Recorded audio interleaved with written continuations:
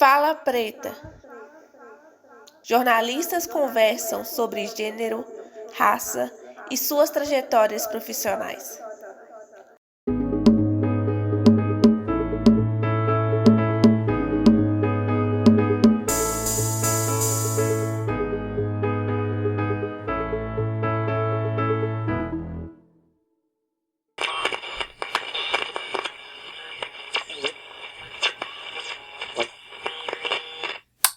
Olá, meu nome é Larissa e você está ouvindo o podcast Fala Preta.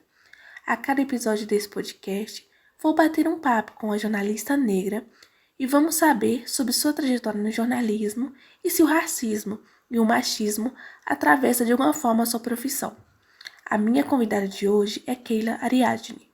Keila, para começar, vou pedir que você se apresente, por favor. Meu nome é Keila Ariadne, eu sou uma jornalista, sou uma mulher negra, sou mãe e sou apaixonada por contar histórias da vida real.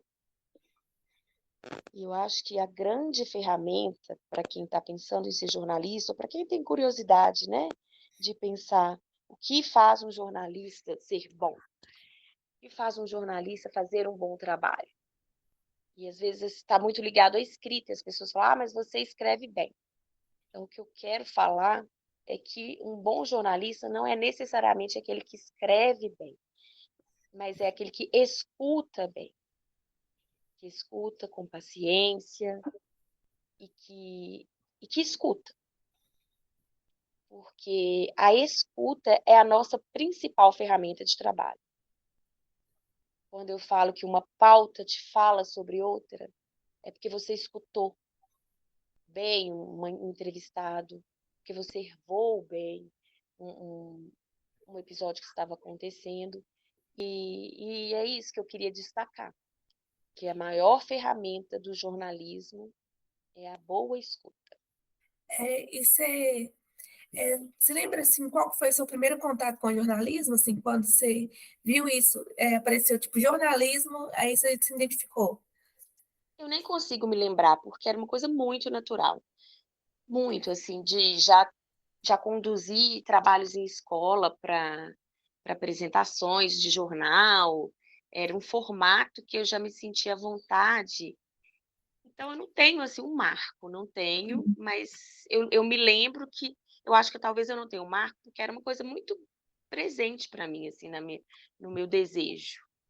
No jornalismo investigativo, né, nessas reportagens que tem mais fôlego, tem uma visão um pouco idealizada, assim, do que é o jornalista investigativo. Ele é uma pessoa, normalmente um detetive, que sai sozinho, investiga as coisas, assim, ele faz um trabalho mais de detetive. Quando você entrou para o jornalismo, assim, investigativo, com essas reportagens mais longas, você tinha uma ideia do que era e depois foi quebrada, ou você entrou sem nenhuma ideia, assim, formada?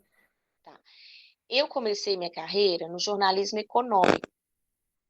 É assim que eu me formei, logo que eu me formei em dezembro, e aí eu fiquei sabendo, através de um professor, que o jornal O Tempo estava contratando trainees. Ele me deu a dica, eu fui até lá e tinham 2 vagas para trainee. Eu fui, simplesmente peguei, liguei, perguntei se eu podia ir, o editor-geral disse que eu podia, e aí ele me falou: "Ó, eu tenho uma vaga em esporte e uma vaga em economia". Esporte para mim era, assim, fora de questão. Lógico que eu não escolheria se tivesse só a vaga de esporte, mas eu sempre gostei muito de economia. Então eu comecei no dia seguinte, porque o editor, ele falou: "Vou chamar o editor falou: "Você pode começar amanhã". Eu fiquei tão feliz, assim, eu tenho uma lembrança maravilhosa desse dia, assim, que quando a gente acaba de formar, a gente tem um sonho de estar em redação, né, e eu queria jornalismo impresso. Enfim, e aí eu fui construindo a minha carreira com reportagens de economia, do dia a dia, sobre preços das coisas, sobre impacto, da energia, que muita gente acha que economia é só falar de números, mas tem um lado social gigantesco. E foi aí que eu desenvolvi a minha veia de jornalismo investigativo. Não assim, não tinham esse nome para mim, era aquelas coisas que vão acontecendo. A gente não tem uma disciplina de jornalismo investigativo na faculdade, todo jornalismo toda matéria, reportagem é uma investigação. Então, quando eu pegava grandes temas para me debruçar mais, ele me exige mais pesquisa, ele exige checagem de dados, e eu fui gostando de fazer aquilo, esse aprofundamento, que hoje eu chamo de jornalismo de profundidade. Você pega um tema, porque o jornalismo é uma corrida contra o tempo. E o jornalismo de profundidade, você tem o privilégio de pegar um tema, jogar uma luz, fazer um recorte e de se debruçar e ir no rastro daquelas informações. E é assim, como que funciona o jornalismo investigativo? Às vezes você tem uma denúncia, às vezes você tem uma ideia de pauta, e você vai. Quando você chega e conversa com uma primeira pessoa, ela vai te dar uma pista para você ou procurar um documento, aí você vai para a parte de procurar documento, ou para você conversar com uma outra pessoa. E é uma caminhada muito orgânica. Você não planeja uma investigação. Óbvio que você constrói uma linha, mas a investigação, assim, a apuração, ela vai conversando com você. Então, é uma pessoa que te dá um contato de outra, que te dá um contato de outra, que através de uma conversa você vai a um lugar, através de um trecho de uma sentença da justiça, você, atina, aí você cruza um dado. Então, é isso, assim, você não planeja o jornalismo investigativo. Você planeja sua linha de investigação e vai fazendo seu caminho ali, observando tudo, que é muito importante. Normalmente, pelas minhas leituras, eu percebi que muitos jornalistas, quando se deparam com a pauta, eles analisam primeiro se a pauta é de interesse público ou se é o interesse mais dela pessoal, assim, que é algo que se interessa e por isso ela está escolhendo. Como você faz para identificar se uma pauta vai interessar mais pessoas? Você tem algum? Bom, o jornalismo é isso, é um interesse público. E eu sempre falo assim, um jornalista, ele não escreve para si, ele escreve para outros. E aí ele tem que escolher uma linguagem adequada. Ele não pode escrever difícil porque ele prefere escrever difícil. Ele tem que traduzir aquele fato. Então, assim, quando eu falo que é uma caminhada, assim, você vai fazendo toda aquela escolha, você vai traçando. E é óbvio que a matéria é de interesse social. É isso que importa. A profissão é uma profissão social. Você não pode escolher um assunto porque você quer falar sobre ele. Coincide? Coincide. E aí, o que acontece? Você se identifica com um tema, vai criando fontes naquele tema, um tema que você gosta, que você se identifica, e você alcança essas duas coisas. Escrever sobre coisas que você gosta, de interesse social, mas sempre com a predominância do interesse coletivo. E como é que você percebe isso? Você percebe o que afeta a vida das pessoas. E quando a gente fala em interesse social, não significa afetar uma multidão. Se afeta a vida de uma pessoa, você está colaborando para transformar aquele ambiente, levando uma denúncia, por exemplo. Pode ser que uma pessoa tenha sido injustiçada. E nesse viés, assim, eu comecei a escrever de questões raciais também, do preconceito em relação a questões raciais, ao racismo. E aí eu gosto de escrever sobre isso. Eu não sou especialista, longe de ser especialista sobre isso, mas quando a gente é, né, uma mulher negra e tem a oportunidade de estar dentro de uma redação, a gente tem a oportunidade de levar as pautas. E existe uma ilusão de que às vezes as pessoas pensam que uma chefia de uma redação não abre para pautas antirracistas. Não é isso que acontece. O que acontece na prática é que talvez essas chefias, a grande maioria branca, elas não têm um olhar, mas não significa que elas vão barrar aquela pauta. Muito pelo contrário. Eu nunca tive nenhuma pauta barrada. Nenhuma. Todas as pautas que eu propus sobre esse tema foram muito bem aceitas, porque talvez para mim, como mulher negra, seja mais fácil perceber esse universo, e aí também acaba sendo uma missão de levar mesmo essa pauta para que ela seja debatida, para que ela seja investigada, para que ela seja escrita. E aí, voltando na questão do impacto social, às vezes a gente faz matéria sobre o caso de uma pessoa que sofreu um episódio de racismo. A partir daquele exemplo, você vai investigando, vai achando outros exemplos, outros personagens, outras histórias que elas vão tocar outras pessoas. Então, elas vão servir de exemplo para outras pessoas.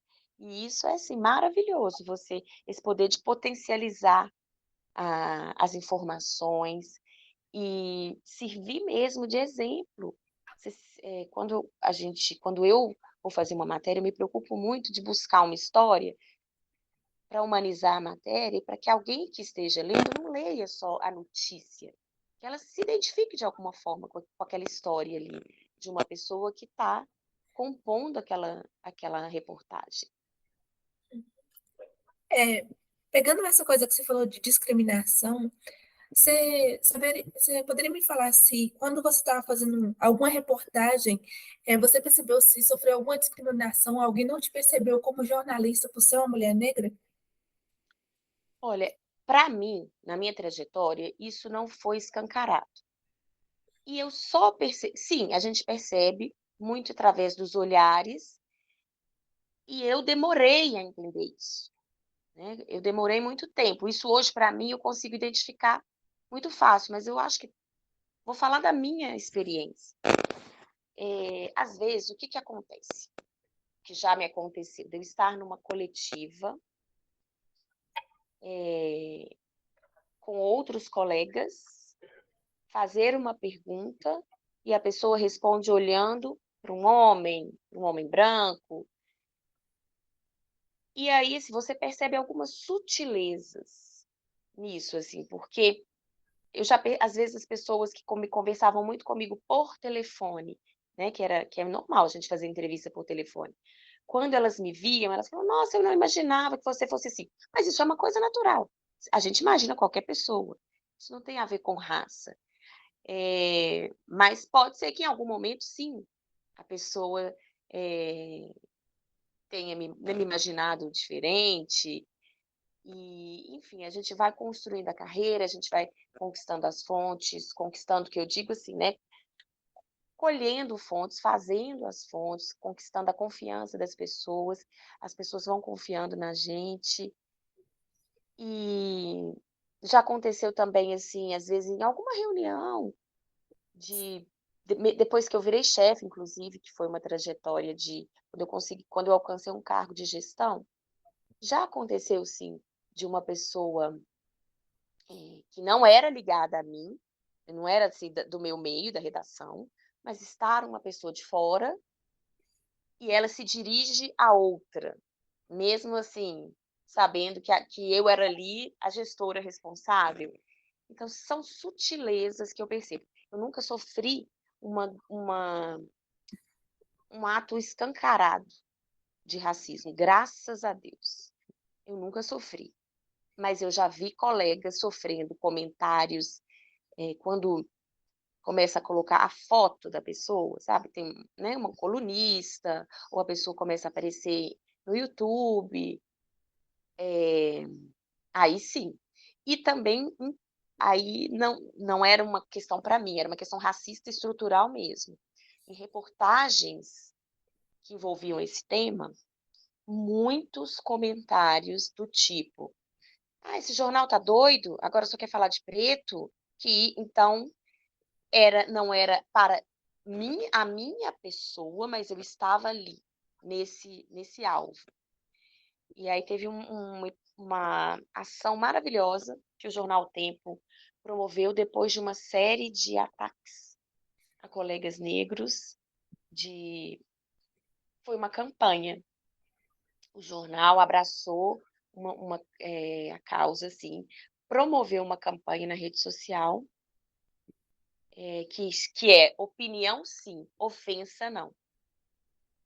E todos nós vestimos essa camisa e gravamos, fizemos um trecho para E explicamos. Nossos colegas têm, né, aqui estamos sofrendo ataques gratuitos, e a gente está aqui para lembrar que a gente, né, tudo bem você ter sua opinião, mas racismo é uma ofensa. E foi muito legal ter participado disso, assim. Foi muito, muito, muito poderoso, assim, de passar esse recado. É o que a gente pode fazer, a gente faz o que a gente pode fazer. As pessoas continuam ainda com esse olhar racista, que é de cada um.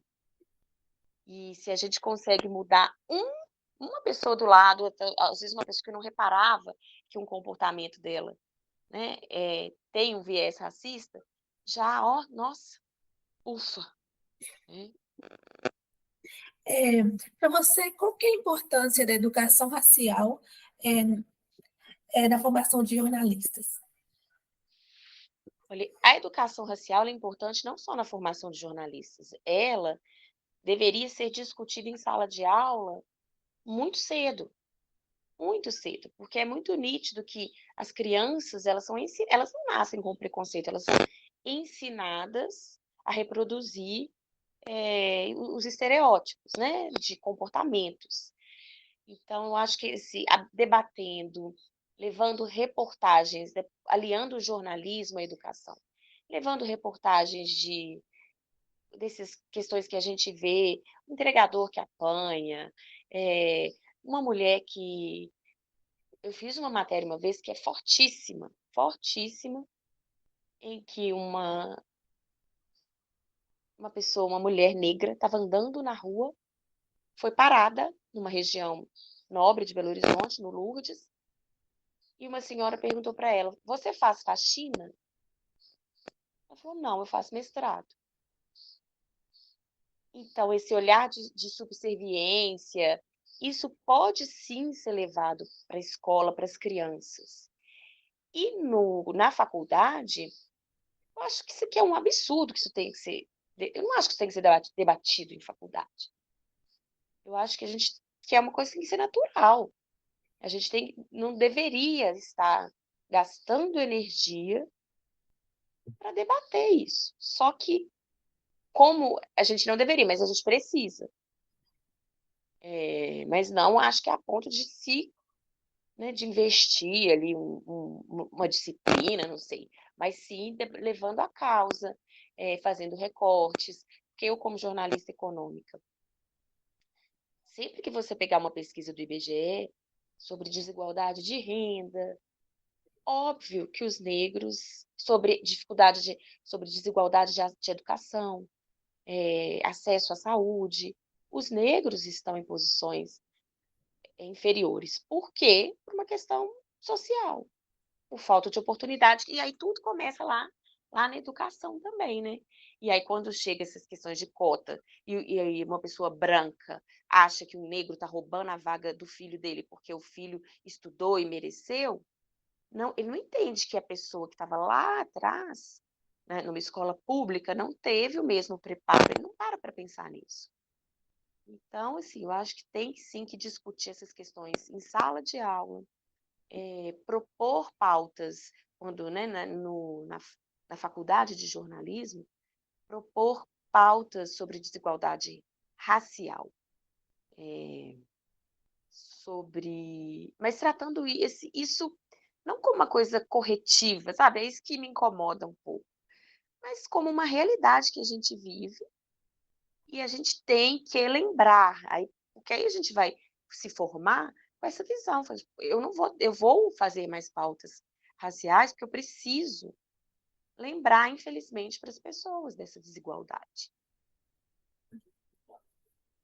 É, partindo dessa coisa da educação da criança e da escola, quando você estava no seu processo de formação, você percebeu alguma discriminação por parte dos professores pela sua etnia? Olha, não, não. Por quê? Porque existe um colorismo, né? E eu sou uma mulher preta de pele clara. E se aconteceu, eu não percebi. E eu sei o quanto isso é mais explícito quando a pessoa ela tem a pele, mas quanto mais escura, mais atacada a pessoa é. E eu, assim, o que eu percebia eram em outras questões. Por professores, não, não.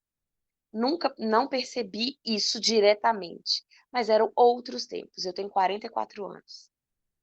Então, eram outros tempos. Eu acho que eu, como criança,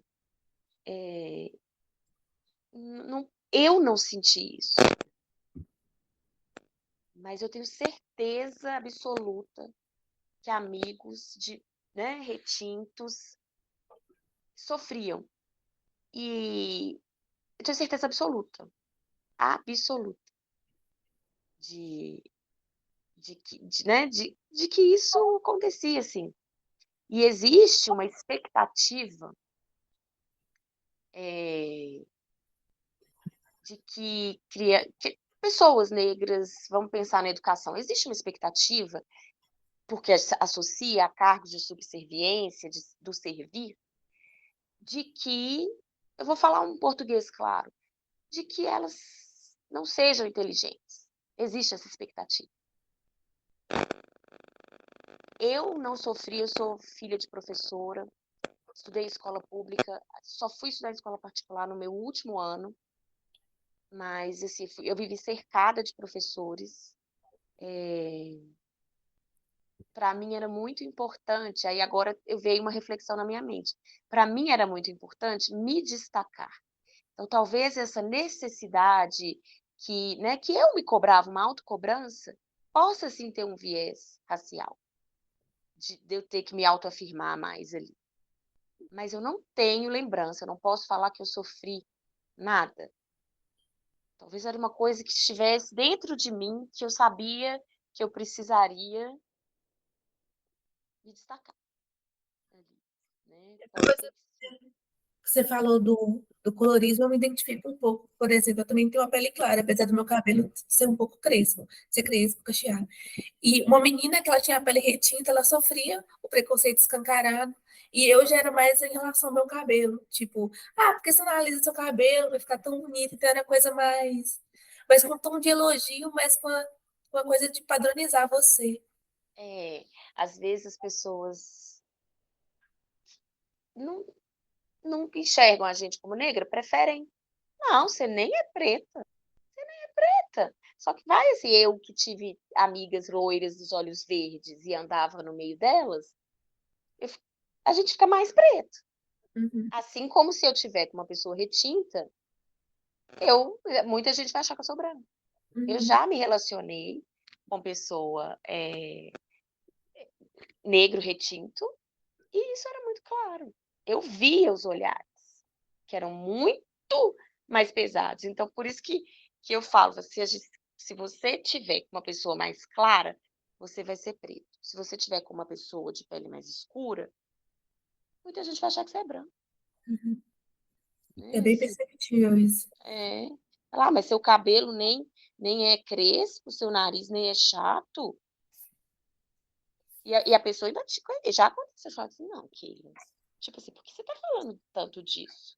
Né? Parece que preto também é ofensa, não, você não. Tipo, É assim, fica menos preta pra eu gostar de você. Isso acontece, infelizmente. Infelizmente. Só que eu não percebo, assim, ao longo da minha trajetória profissional, o que eu trago é uma reflexão no sentido disso, assim, às vezes essa busca pela. Como que eu diria, assim? Se tem uma cobrança, eu acho que a palavra é essa. Uma cobrança ali. Às vezes as coisas são mais lentas para as pessoas, né? Às vezes não, as coisas são mais lentas para quem é negro em qualquer profissão.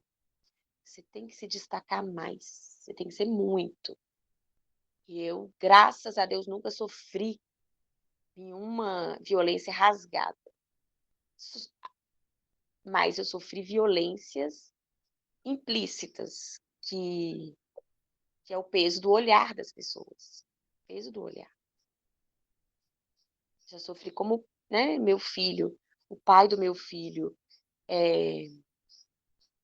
loiro, dos olhos verdes. Quando meu filho nasceu, ele era muito clarinho. O cabelinho dele era meio lourinho, assim, quando tava bem bebezinho. O olhinho meio cinza, indefinido.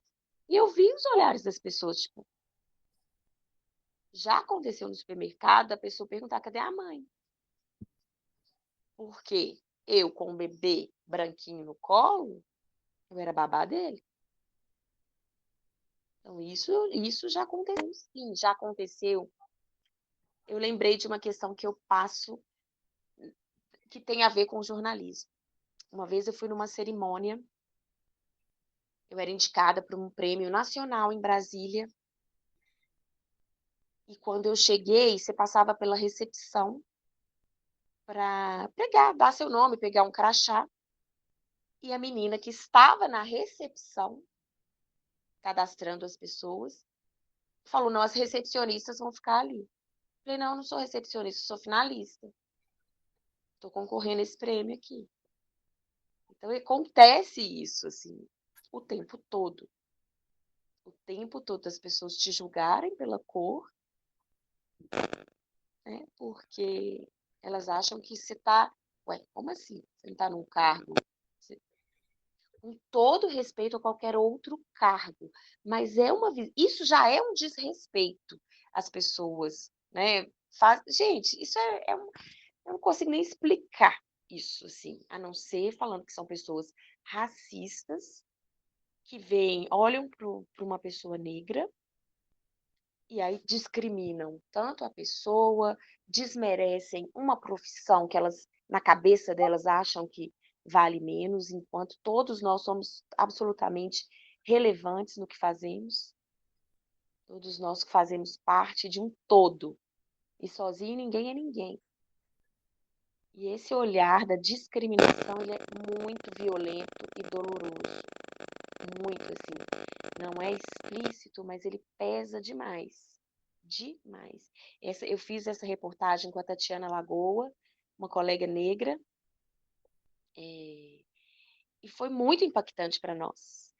A matéria chama Sob o Peso do Seu Olhar. Nós entrevistamos várias pessoas. Então, vou te dar um exemplo que eu lembro que é muito forte. Um jogador de futebol da primeira divisão, Uhum. falando como ele era seguido no supermercado. Aí, quando alguém o reconhecia, era como se fizesse assim: ah, é você. E aí, tem as coisas que a gente vai aprendendo, letramento racial, né? A pessoa, ela ganha mais importância e menos importância se ela ocupa um cargo ou se ela é uma figura pública. Uma coisa que acontecia às vezes, essa pessoa com quem eu me relacionava, que era negra, retinta, às vezes as pessoas achavam que ele era jogador de futebol. É um estereótipo, né? Assim, né? Já aconteceu de gente pedir para tirar foto com ele, em outro país, inclusive. Mas acontece, né? Ah, é muito ruim, é muito ruim. E, nossa, exige muito da gente, assim. Porque por mais que eu esteja aqui falando, eu não sofri um episódio explícito, todos os implícitos ficam gravados na gente. Eles são mais leves? Porque são tantos, né? É, E até nessa matéria a gente falava, não necessariamente você tem que ser xingado de macaca na rua para você ter sofrido uma violência racial, né? E é difícil, às vezes, até da pessoa se dar conta disso. Por isso eu tenho uma consciência que sim, eu devo ter passado por isso na infância, mas eu não tenho lembrança, porque eu não tinha consciência que eu tenho hoje Uhum. para interpretar isso. Acho que no Brasil também tem muito isso, né? De ser implícito o racismo. Pelo menos na maioria das vezes, assim, nos casos que eu vejo, é implícito. As pessoas. É uma coisa que às vezes é até difícil você identificar que está sofrendo racismo, porque é uma coisa velada, estrutural mesmo. Como quando eu cheguei e a pessoa acha que eu não estava ali para ganhar um prêmio, que eu era uma recepcionista. Qual o problema se eu fosse uma recepcionista? Acho que o Nenhum. problema, acho que o problema é as pessoas já não suporem que você é outra coisa além disso, né? As pessoas já Isso, verem, já acham que seu cargo é de subserviência, não é um cargo de destaque pela sua aparência. exatamente. É. Eu queria saber agora sobre o processo de organização das informações. Quando você está fazendo a pauta, está colhendo as informações da fontes, documentos, você tem algum processo específico para organizar essas fontes, para não se perder no meio da investigação?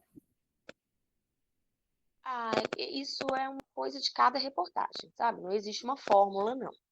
Existe, assim, processos que funcionam para cada pessoa. Eu preciso, por exemplo, eu ouço todas as entrevistas, eu transcrevo as entrevistas, porque enquanto eu estou transcrevendo, eu estou passando tudo na minha cabeça. E aí eu já vou pensando, essa fala vai encaixar com a outra.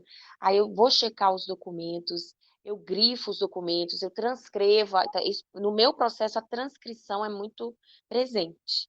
É, eu só consigo começar a escrever, só consigo é engraçado, né? Eu prefiro começar a escrever depois que eu esgotei toda a minha apuração. Absolutamente, assim. Cada reportagem é a gente tem as coisas que a gente tem mais costume de fazer, mas cada reportagem te convida a ter um processo específico ali também, né? Se você tem mais números, como eu venho da economia, eu gosto muito de fazer conta, de fazer percentuais, de entender a parcela da população para quem eu estou falando, sobre quem eu estou falando, vai atingir quantas pessoas, vai impactar quantos por cento, cresceu, caiu, coisa que eu fui imprimindo na minha carreira, assim, no meu perfil, né? Que é de jornalismo econômico. É, essa questão de esgotar a pauta, esgotar a pesquisa, como você decide que, tá, agora eu estou preparada e eu já posso começar a escrever? Bom, você tem sua tese ali, né? Sua pauta. E aí você vai atrás, vamos pensar, é uma denúncia. Você precisa ouvir quem está denunciando. Aí você vai checar. Aí você vai procurar as pessoas que ela está citando, você vai procurar documentos que fortaleçam aquilo, aí você vai procurar outras pessoas que passaram por aquilo, você vai procurar um especialista que vai analisar de fora, não é nem do lado A nem do lado B, vai analisar um terceiro para trazer aquela opinião. Aí você vai ouvir mais um terceiro, porque um só, às vezes, não, né, não vai dar conta de. E aí é isso. Você ouviu todos os lados, você checou todas as informações. Tem hora que eu penso, eu poderia ouvir mais alguém. Tem hora que eu penso, eu já ouvi gente demais, não vai nem caber na minha matéria.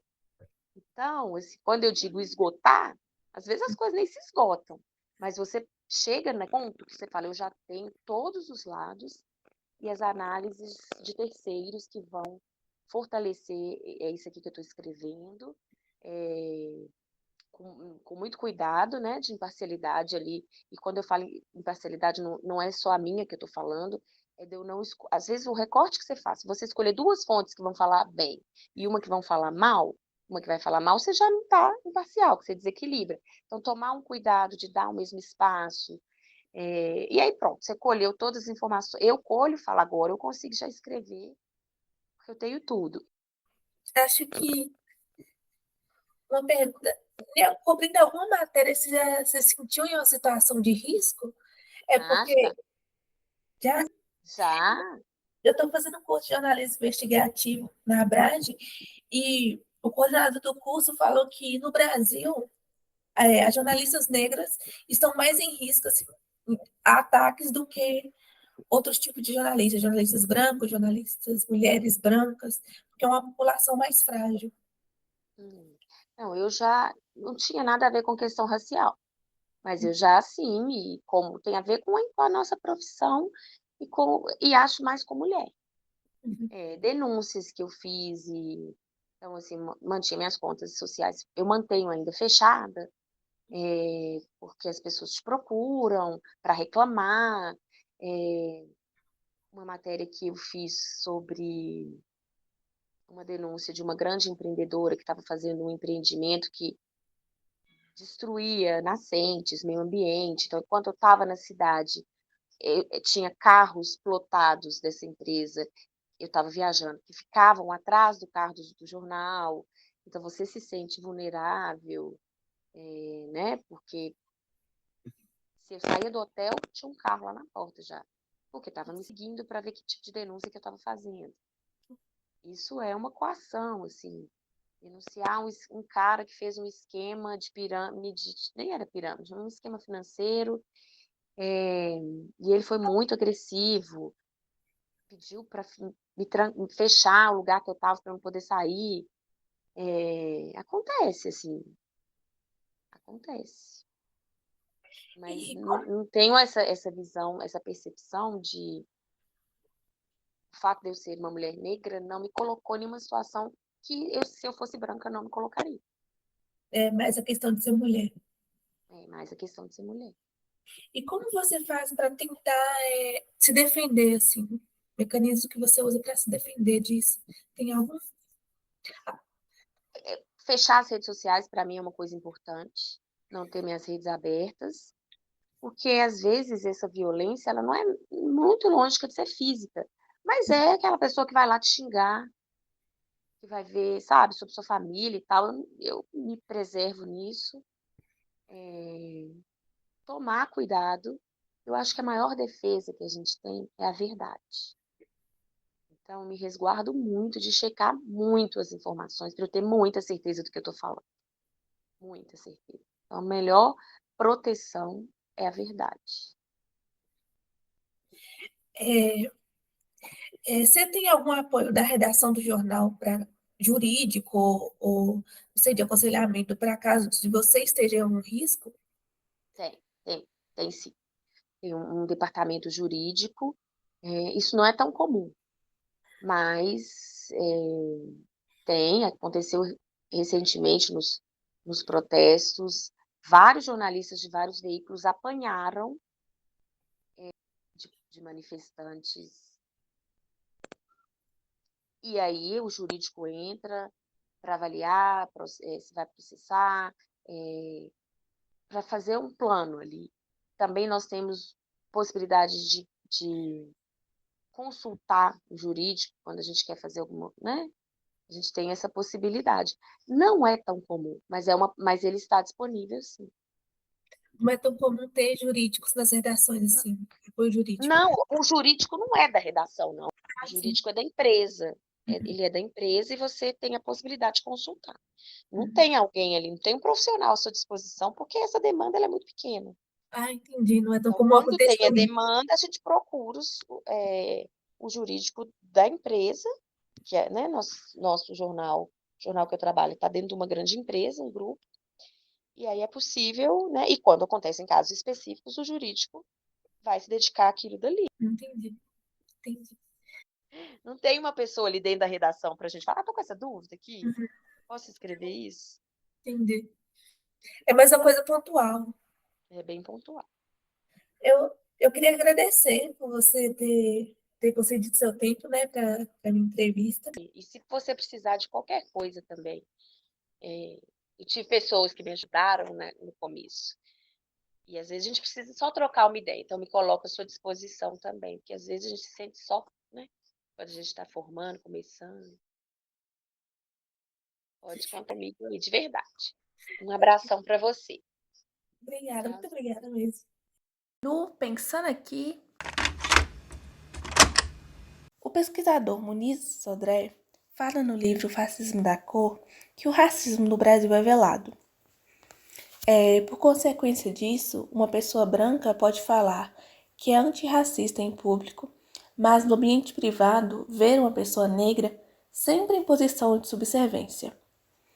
Ele diz também que o racismo em nosso país é pautado na cor da pele e nos traços de uma pessoa.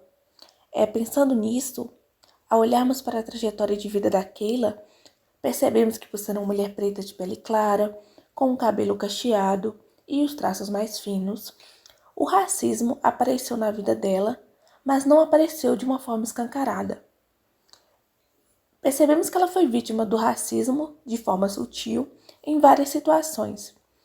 Por exemplo, quando ela foi confundida como recepcionista no evento do prêmio em que ela era uma das jornalistas finalistas, ou quando não foi reconhecida como gestora do projeto em que ela era a chefe. Nesse ponto, cabe a gente pensar sobre qual ideal as pessoas imaginam ser um jornalista. Seria uma mulher branca, loira, magra? Seria um homem?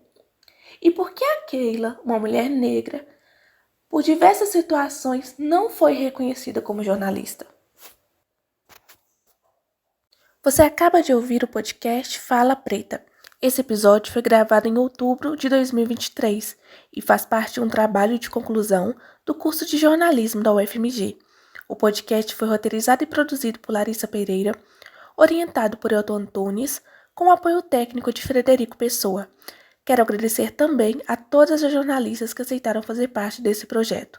Muito obrigada.